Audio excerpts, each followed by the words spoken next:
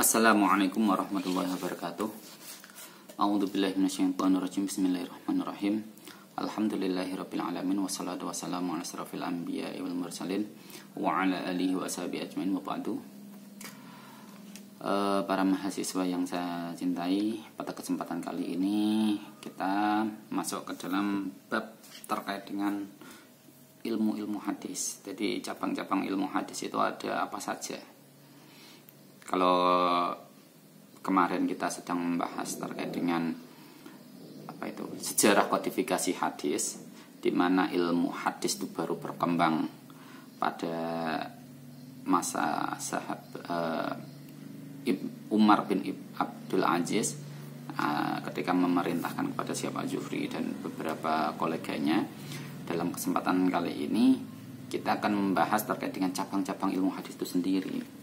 Ya, ada yang pertama itu terkait dengan ilmu riwayah dan ilmu dirayah.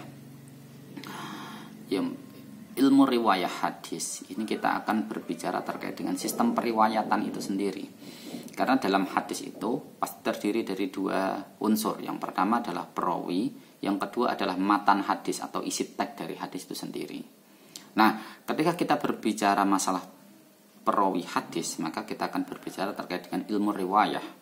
Ya, ilmu riwayah hadis. Ilmu riwayah hadis nanti kita akan menggali terkait dengan kredibilitas para perawi. Kredibilitas perawi dan ketersambungan sanadnya dia itu semuanya.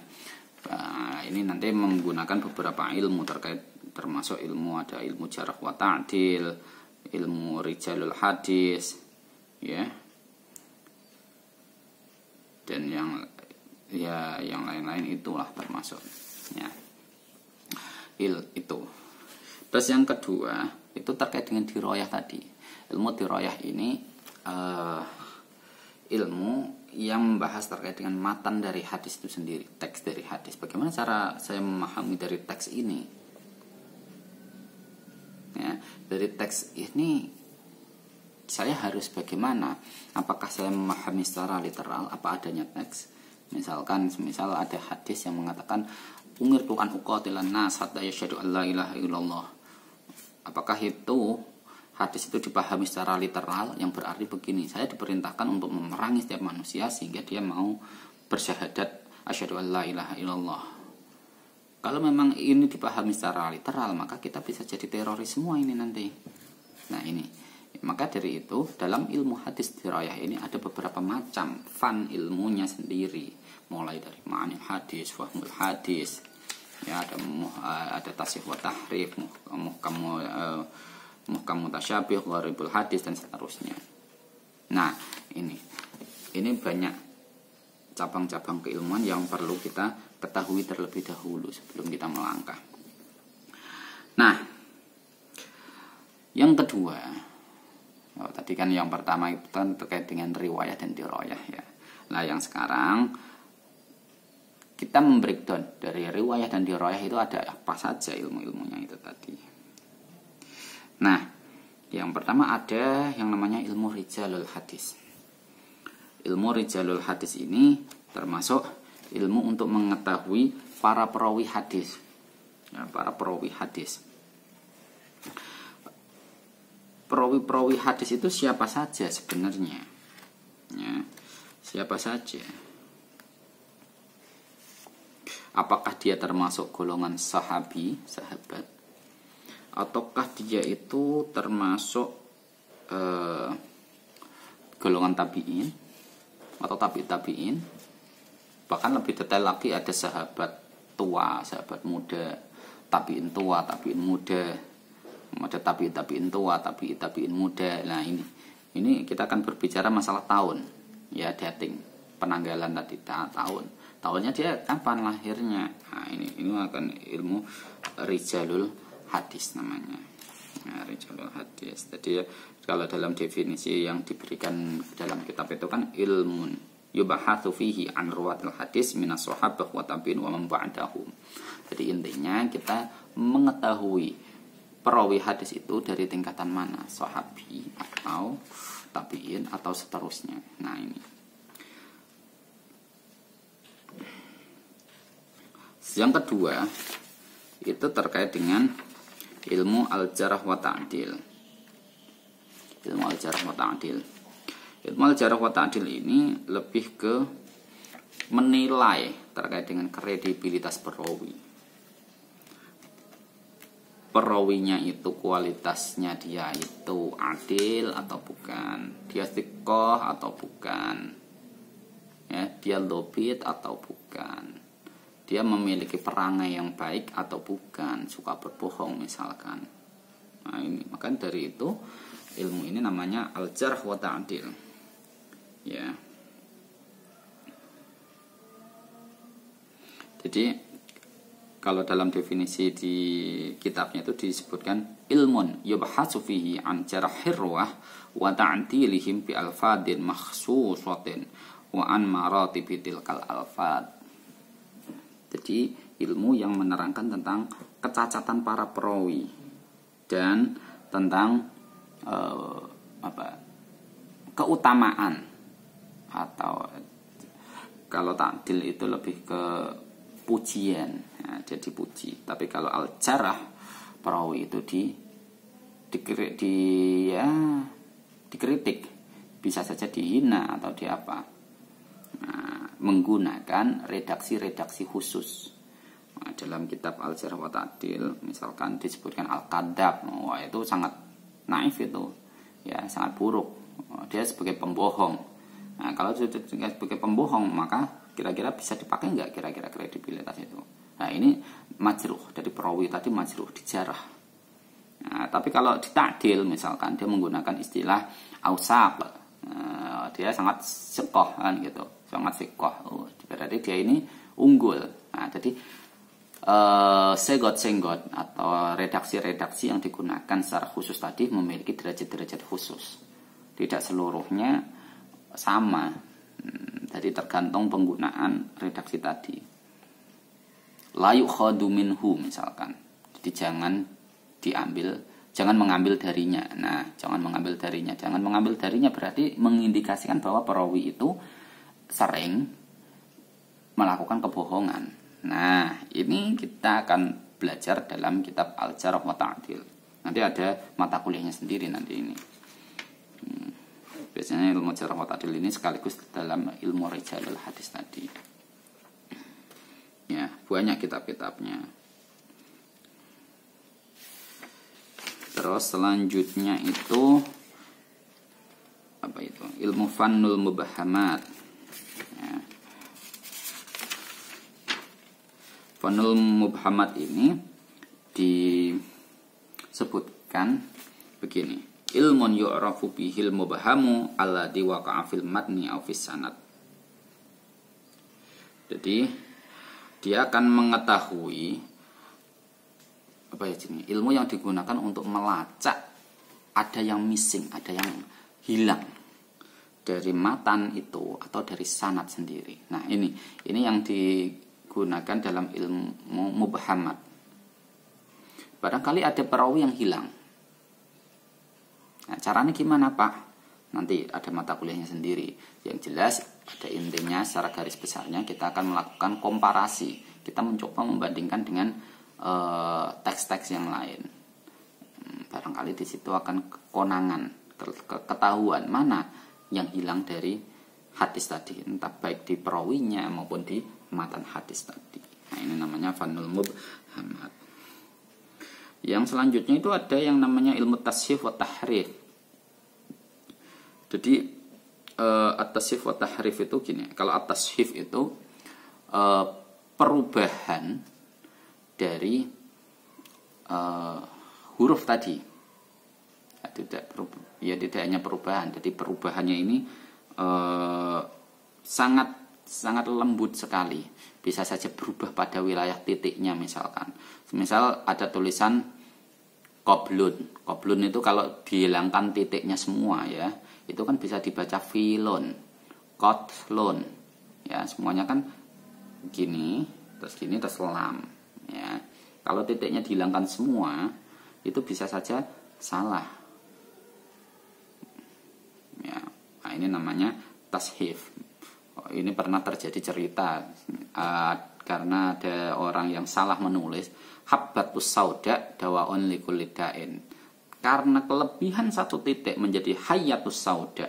Oh, artinya ini sudah beda. Kalau habbatus sauda itu menjadi apa itu namanya jintan hitam, tapi kalau hayatus sauda ini bisa menjadi apa ya, semacam kelabang. Ya, kelabang. Tahu-tahu hewan kelabang? Oh, ini kalau diartikan beneran kayak gitu, hayatus sauda dawaun likulli da'in, ya artinya kelabang bisa menjadi obat dari seluruh penyakit, kan begitu. Kalau mau diminum tenan ya benar, sembuh langsung, sembuh total sampai sembuh di dunianya juga, kan begitu. Nah, ini karena persoalan apa? Kelebihan titik satu. Nah, ini namanya tashif. Ada yang namanya tahrif. Jadi tahrif itu ya berubah menjadi berubah hurufnya. Berubah hurufnya. Misalkan kayak ajalun sama ajalun. Wah, ini artinya sudah beda ini. Kalau kita salah baca atau salah mendengarkan, bisa salah tulis, salah arti pula ini. Nah, ini namanya tahrif, berubah hurufnya. Ajalun sama ajalun. Takjil sama takjil. Nah, ini kan beda. Pakai ain, yang satu pakai hamzah. Nah, ini artinya sudah berbeda ini. Al-ajalatu minas syaiton atau al-ajalatu minas syaiton. Nah, ini kalau kita tidak bisa mengetahui dengan baik tulisan Arabnya, maka bisa saja salah arti ini. Nah, ini nanti kita akan pelajari dalam ilmu tasyyif wa tahrif. Nah, karena memang pada masa dulu dalam penulisan hadis itu ya, naskahnya itu masih belum sesempurna tulisan saat ini. Dulu itu masih model kufit dan tanpa titik, modelnya kotak-kotak ya. Kalau kalian belajar filologi nanti akan tahu itu. Ada lagi yang namanya ilmu ilalul hadis. Jadi dia itu berusaha untuk melacak ada sebab-sebab tertentu yang menjadikan hadis itu tertolak atau diterima. Nah, ini namanya ilal. Ada nggak masalah yang terjadi? Misalkan sanadnya sudah oke. Ya, sanadnya sudah oke. Kalau kita belajar ilmu dasarnya, kalau sanad sudah oke, ya sudah, berarti hadisnya sahih, bisa dipakai, bisa digunakan sebagai hujjah. Tapi kalau kita tidak mengetahui ilal, ada problem apa di sini? Misalkan dia ternyata dia memiliki problem, dia bertentangan dengan hadis lain. Nah, hadis yang lain yang kebetulan lebih kuat. Nah, ini kan menjadi persoalan. Atau bahkan hadis itu bertentangan dengan narasi Al-Qur'an. Nah, ini juga akan dikaji dalam ilmu ilal hadis ini. Mbuh ini ilatnya ini nyata atau tidak, tapi ini akan dijadikan bagian dari ilmu itu sendiri. Ya. Ada ilmu gharibul hadis selanjutnya. Ilmu gharibul hadis itu ya apa ya? Kita mencoba untuk mengkaji terkait dengan hadis-hadis yang asing. Hadis-hadis yang asing aneh. Nah, ini gharibul hadis loh ya. Nanti kalau di dalam ilmu mustalah itu ada yang namanya hadis gharib. Beda dengan gharibul hadis. Nah, beda ya. Kalau hadis gharib kan hadis yang jumlah perawinya sedikit. Ya. Jadi hadis-hadis yang asing aneh. Entah ini anehnya ini karena bertentangan dengan akal atau bertentangan dengan apa. Ya, tapi ini ada namanya hadis gharib. Bukan hadis gharib, gharibul hadis. Hadis-hadis yang asing. Terus ada lagi ilmu nasikh wal mansukh. Nah, karena hadis ini juga ada apa ya jenenge? Hukum awal, kemudian ada hukum yang baru datang, ada yang ini nanti ada proses nasikh wal mansukh. Jadi proses pergantian atau pemindahan atau apalah. Nah, itu. Kalau saya lebih cenderung mengartikan nasikh wal mansukh itu bukan menghapus tapi mengalihkan. Jadi hukum asal itu akan tetap ada dalam konteks tertentu, dalam konteks yang sama dengan hadis itu muncul. Jadi kalau keadaan ini sama dengan keadaan masa lalu, ya kita akan menggunakan hadis yang awal tadi. Tapi kalau kondisinya sudah berubah, maka kita akan menggunakan hadis yang lainnya lagi. Nah, ini jadi memindah bukan menghapus. Ya. Kalau kita mengartikan menghapus, nanti agama itu menjadi kaku menurut saya. Ya, menurut saya. Bagaimana Pak saya bisa memahaminya, nanti dalam perjalanannya kita akan tahu prosesnya. Ada lagi ilmu asbab wurudil hadis. Kalau dalam Al-Qur'an namanya sababun nuzul, ya, sababun nuzul. Nah, sekarang asbabul wurud. Nah, ini prosesnya sama. Jadi kenapa hadis itu muncul? Dalam konteks apa hadis ini disebutkan? Nah, ini namanya asbabul wurudil hadis. Nah, jadi kita harus tahu sebab-sebabnya. Ada apa itu? Ilmu talfiqul hadis. Jadi ilmu talfiqul hadis ini mencoba untuk apa ya? Mengumpulkan hadis-hadis yang secara lahiriahnya nampak kontradiksi. Wah, ini nanti akan berkaitan dengan ilmu mukhtaliful hadis. Ilmu mukhtaliful hadis ini juga yang berkait dengan hadis-hadis yang kontradiktif. Bagaimana caranya saya ketika ada yang satu mengatakan A, yang satu mengatakan B? Harus bagaimana saya? Nah, ini nanti ada yang namanya ilmu mukhtaliful hadis. Jadi misalkan kayak hadis apa ya? Hadis yang mengatakan ketika sholat istisqa itu memindahkan serbannya itu dari kanan ke kiri atau dari kiri ke kanan. Nah, ini ada dua hadis yang berbeda. Oke, kalau itu nggak terlalu bermasalah ya, karena persoalan pemindahan serban.